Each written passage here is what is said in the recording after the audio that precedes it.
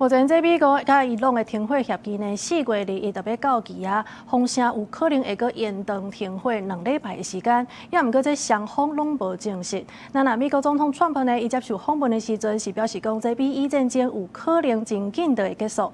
同時，伊也講中國目前已經同意袂閣再提供武器給伊朗。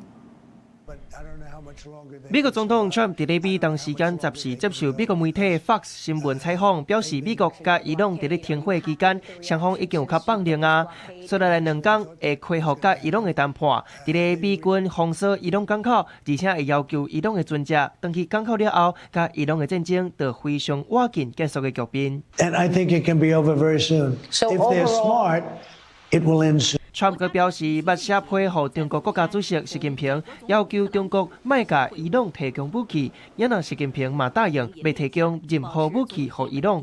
也若 Trump 在咧15嘛在咧社群平台發文聲明，認為中國會非常歡喜，家己為因甲全世界永久性開放荷姆茲海峽。美衝突在咧頂禮拜達成臨時的停火協議，這個協議予雙方的停火到2月1。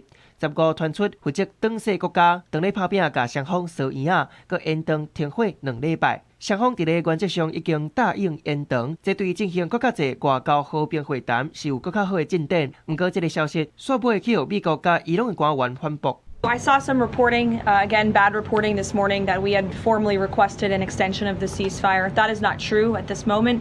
We remain very much engaged in these negotiations, in these talks. در مورد حدس و گمان‌هایی که راجع به تمدید آتش بس و این مباحث مطرح شده، نه هیچ کدومش قابل تایید نیست. فعلا همونطور که عرض کردم.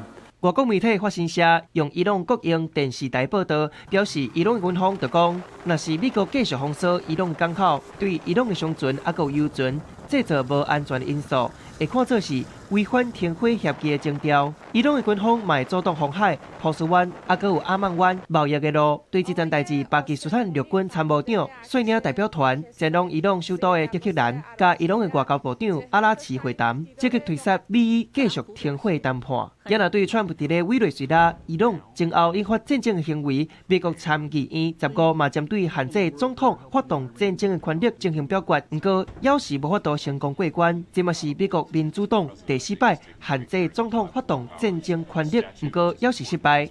公視新聞陳時中編譯。